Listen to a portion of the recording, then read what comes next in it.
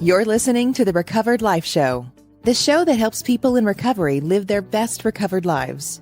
And here is your host, Damon Frank.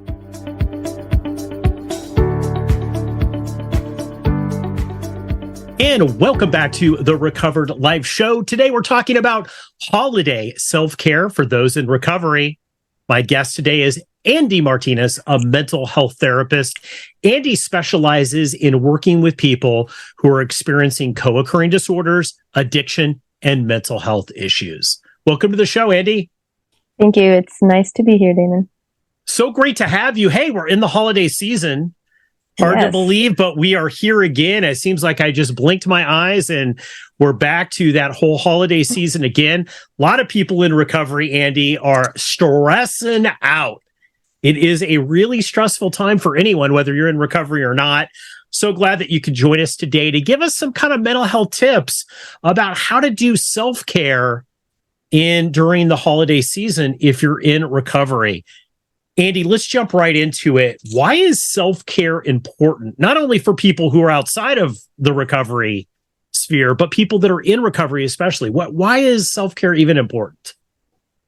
Self-care is such a huge piece of just overall wellness. And I think not just during the holidays, but year-round. You know, we're seeing more and more every day, especially in America, a lot of the fast-paced culture and, everyone's trying to reach their dreams and meet their goals.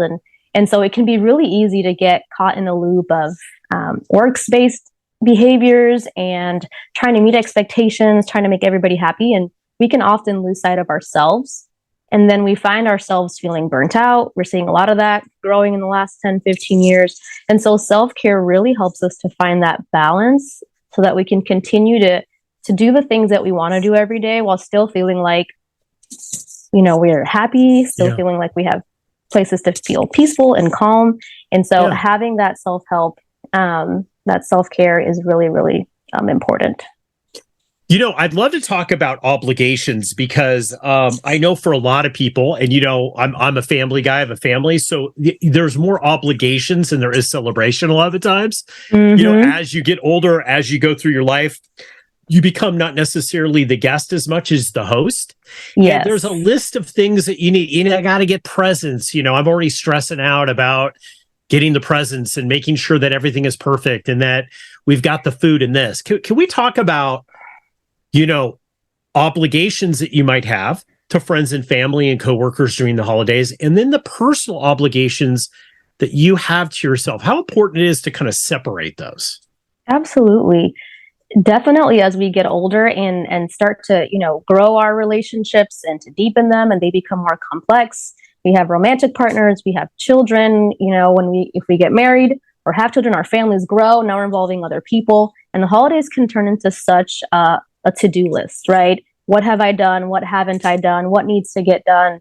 And so it can be really hard to balance the obligations that you have to other people and to your family while keeping track of what are the things that you have to do for yourself, like things like self-care that tend to fall to the wayside. And so we find ourselves really thinking about how can I, show my loved ones that I care about them during this season. And so that value tends to kind of fall away in light of what that looks like. Is my house decorated nicely enough? Am I hosting? Have I forgotten anybody for, Christmas gifts or presents? Is this an accurate depiction of, how much I care about them? And so for friends and family, those obligations can become very overwhelming for a lot of people. And then we have obligations to ourselves, right? Most of us are still working during the holidays. Sometimes we get days off. Some of us don't. If you work at a hospital or you work in a place that's just always open or, supermarket, we have to continue our day-to-day lives and meet those needs.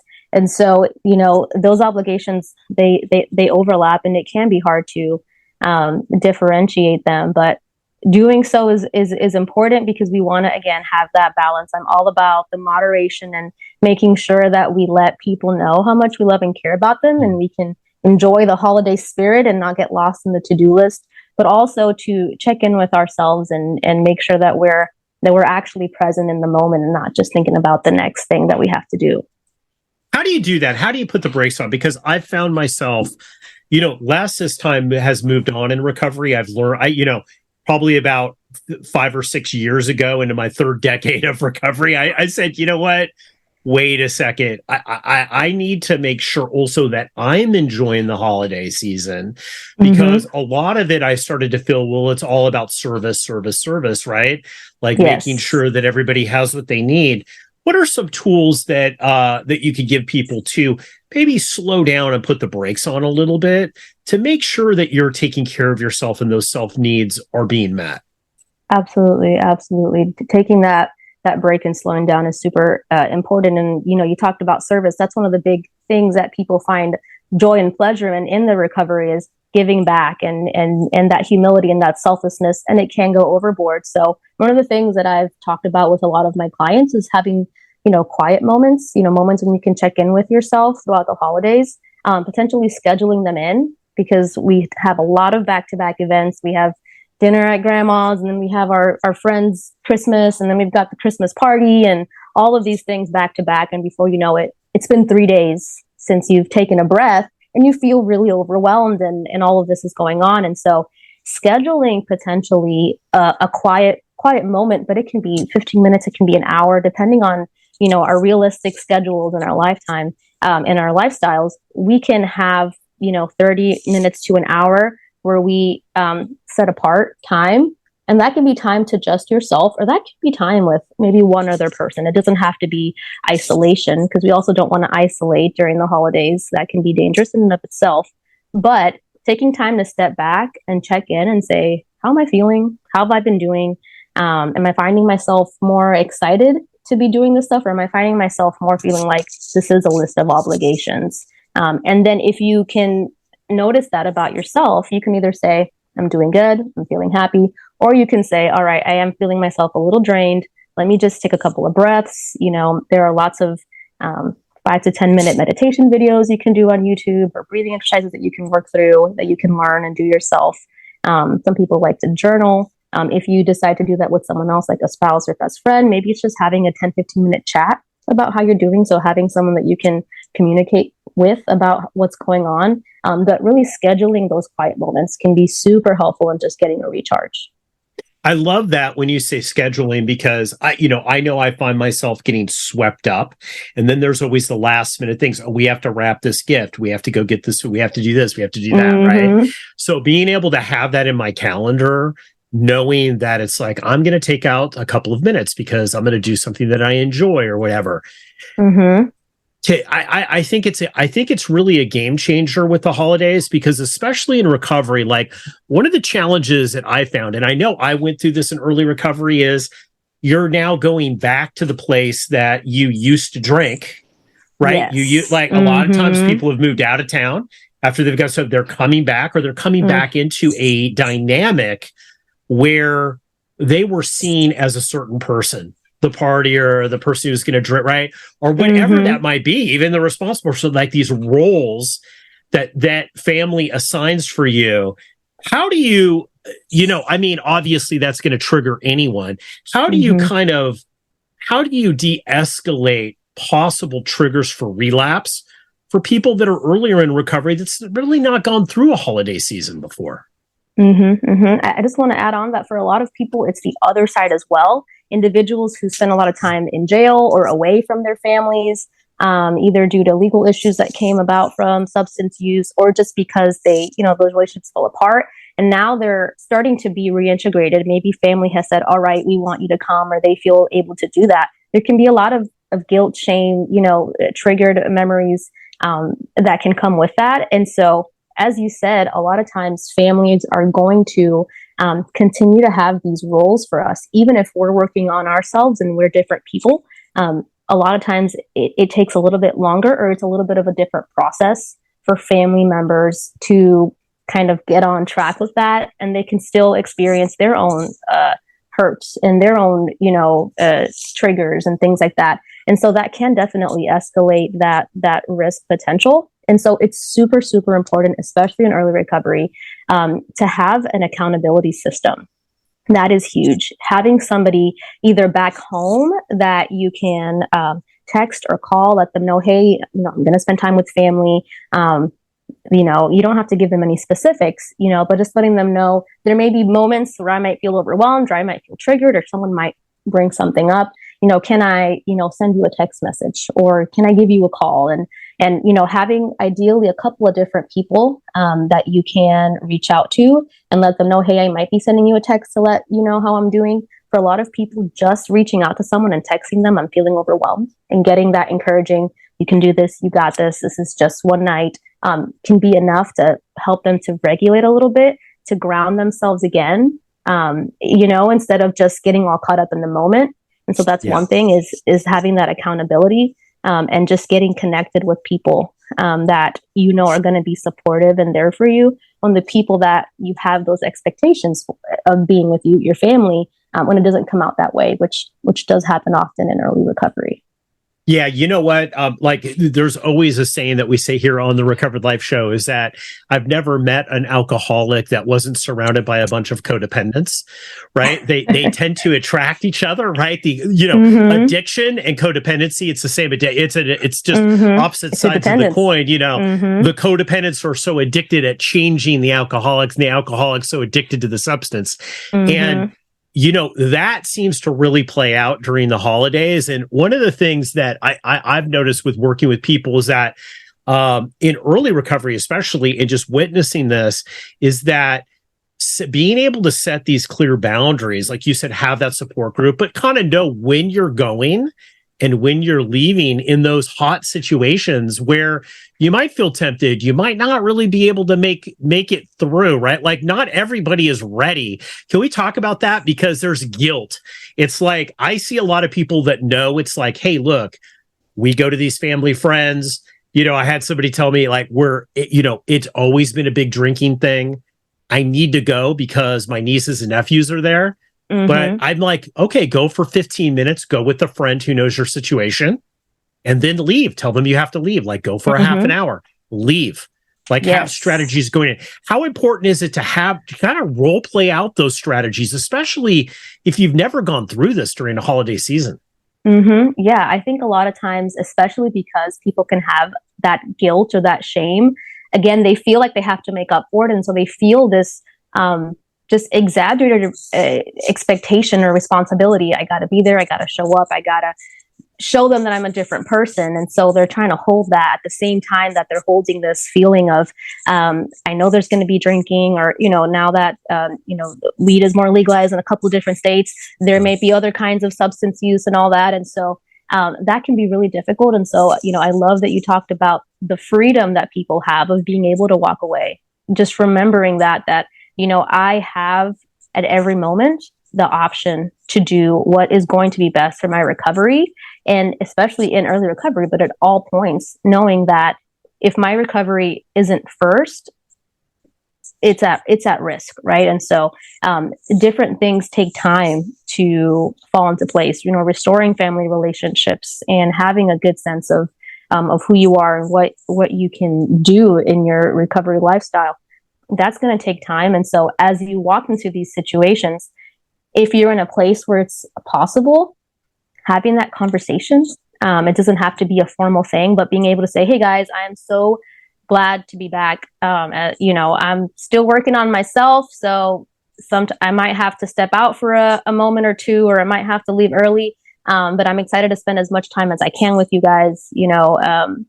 Just having that talk can really set the tone for people, so that feeling of, oh no, they're going to wonder why I'm leaving, or I don't want people to feel self-conscious or get upset at me for leaving early. Just setting that standard from the beginning can be super helpful. And remembering that you can always honestly apologize for leaving early the next day, the day after, but having that relapse and that feeling of I should have just walked away, it's really usually not worth it.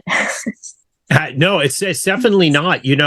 I think this really comes down to boundaries issues. Andy, like One of the things I think is the most hardest for people to do, especially in early recovery or at any time of recovery, is they feel that they're making up for something because maybe some of the alcoholism or drug addiction played out within family events, right? So now that you're sober for a couple of years, you feel you have to come in and play this role, and you feel if I don't live up to people's expectations, then then I'm going to let people down. And, and I've always said it's better to let people down in that way than to let people down because you drank again.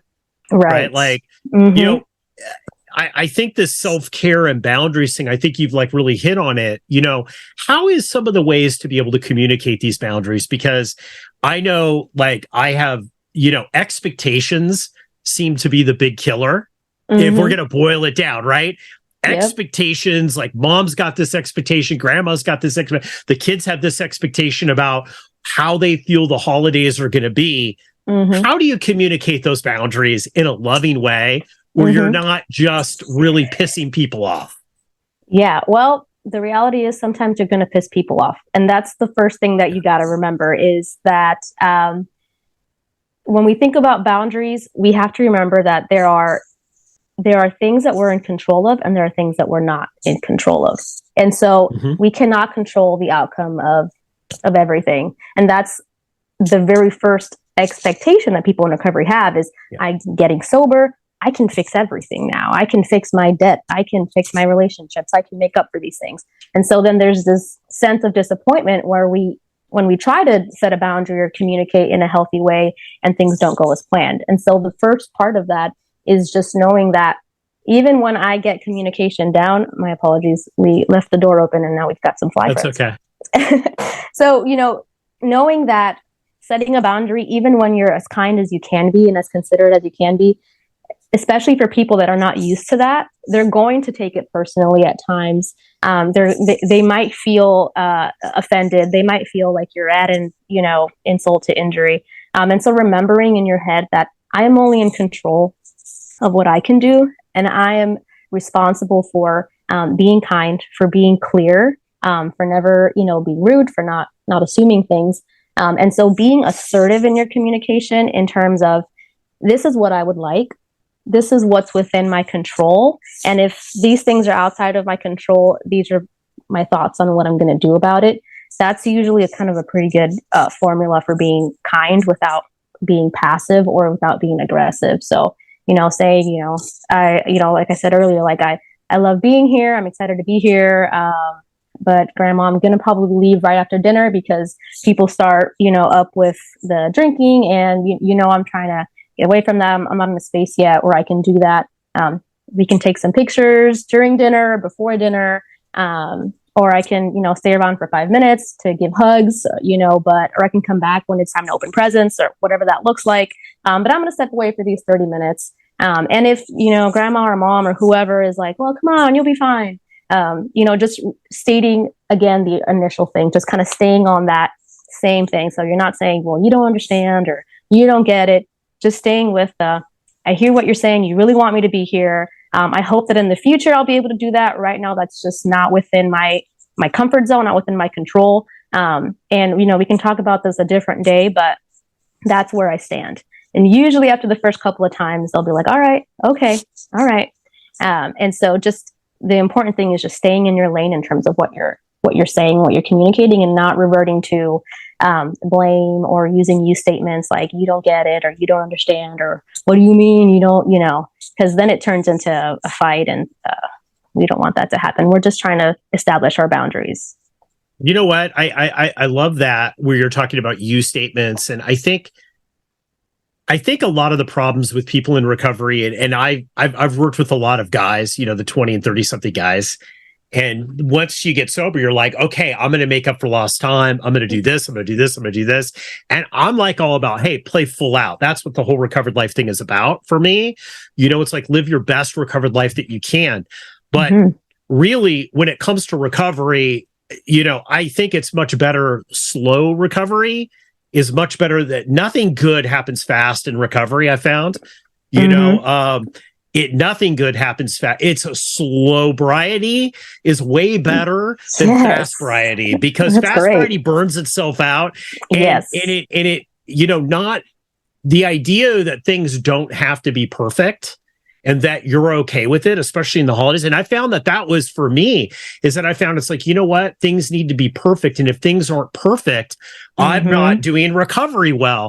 And that was such an old idea, Andi, like, can we talk about that a little bit? These old ideas that pop in, like, if I don't get the absolute, hey, you know what? I'm broke, but I'm going to get a gift really that I can't afford that's way over the top because I need to prove, right? Like, yes. Things happen slow. Can we talk about the importance of that? Absolutely. You were saying that, and it reminded me of just the stages of recovery that I used to talk about with my my clients. Is we have that withdrawal stage, and you're trying to get there, work through those symptoms, and then you've got kind of that pink cloud stage, as some people call it. Where you've gotten off, it's out of your system for the most part, and you're excited and you're motivated. And that's where we have a lot of people create these expectations of like, I am going to do the best I can to never make a mistake again, to let people know that I'm serious this time. There's almost this sense of, I've convinced myself that I'm going to be sober. Now I have to convince everybody else. And other people want to believe it. More often than not, they would like to believe that, that you're already working on that genuinely. But that's where people really get stuck, because then you hit the wall stage, right? It's been, 3 to 6 months, again, the holidays are here. Maybe you don't have as much cash as you thought you would, especially in the economy, or maybe there's just too many people that you would like to give gifts to or to spend time with, or that gift that your kid wants. You finally are like, oh, I can kind of afford it, but that's at the risk of not having a meal. And so just really remembering what's beneath that. That's a big thing, is what's beneath that desire, what's beneath that perfectionistic expectation. What you're really trying to do there is you're trying to communicate, I'm working on myself. I really value and appreciate you. And I'm so happy that I'm here, and I'm happy that you're here. And if we can reframe and refocus that on what's the value below that, then that's perfectly done, spoken or written in a card, or whatever the situation is. If we can focus on like, how do I remind myself that that's really what I'm looking for, is just feeling that sense of peace and reconciliation through the holidays, then it can help us a little bit to say, well, maybe I don't have to get everybody a gift that costs money, or I don't have to go to every single event. I can make a phone call, or I can write out some cards, or give someone a hug, or take someone out to coffee. And so we can refocus those expectations and moderate them when we think about what's beneath that, and try to focus on the core of that, instead of how we might want to express that in ways that are unrealistic and that might get us trying to go too quickly, too fast. Yeah, you know what? I love that. I think this has been the hardest lesson, is to acknowledge other people's expectations, I've had to do this in my own recovery. It's like, I acknowledge that this is the way that you want it to happen. Right. And I'm going to do the best I can to be able to do that. But there are limits. And also I have expectations as well that I would like to be able to do. So I think a lot of people, Andi, go through the holidays that are in recovery miserable, because those expectations quickly turn into resentments. And then they're miserable. Like you're spending the whole holiday miserable, when it really should be a joyous time. Yes. Listen, final thoughts, Andi. Sure. If there's people out there that are listening to this right now and they're like, man, I am dreading the holidays, whether they maybe don't even feel that they can stay sober, or they know that they're going to be able to stay sober, but they feel it's like, man, this just isn't going to be good. It just sucks every year. What would be your thought to them as a therapist? I would say two things: is look at the long-term goal and look at the short-term goal. We tend to focus on one or the other. We tend to focus on, I want things to be perfect now. I want to be where I want to be now. And then I feel like a failure because I'm not there yet. Or the long-term of, how am I going to make this happen every year? How am I going to do this? This is way too much. And so in the morning, reminding yourself, what do I want to accomplish just for today? What are the values that I want to remind myself just for today? What are the things that I want to do today? Can help you to refocus on today. And then at the end of the day, okay, I may not have gotten everything that I wanted to do today. I may not have done my best today, but in the long term, this is one step in the right direction. And so tomorrow can be a little bit better than today. My boyfriend says 1% better every day. And that's just a great thing to live by, is what's my short term for today? And then remind myself that this is just one step in the long term. And I have every single day moving forward to work a little bit better. And hopefully that can help you to make it through the holidays and to either feel excited to get through it sober, or to have compassion on yourself if you struggle or you trip. I love that. Andi Martinez, thank you so much for coming on the Recovered Life Show. We're going to put links on how you can get in touch with Andi and get in touch with her with all of her social in the show notes. Happy holidays, everybody. Andi, thank you so much for coming on today. Thank you so much, Damon. Happy holidays. Sometimes addiction recovery can be a lonely battle, but you don't have to fight it alone. At Recovered Life, we're dedicated to helping you live your best recovered life. And that's why we're inviting you to subscribe to our free weekly newsletter. Every week, we carefully curate exclusive content from leading minds in addiction recovery, mental health, and all things important to the recovery lifestyle. Stay in the know with the latest news about addiction and get exclusive invitations to special recovery-focused events and explore insights tailored to support recovery from alcoholism, drug addiction, codependency, disordered eating, dysfunctional family dynamics, gambling, and so much more. With our newsletter, each week becomes an opportunity for growth, healing, and taking a step closer to the life you deserve. Take your first step towards a brighter future today. Go to recoveredlife.us and subscribe for free. Sign up now at recoveredlife.us.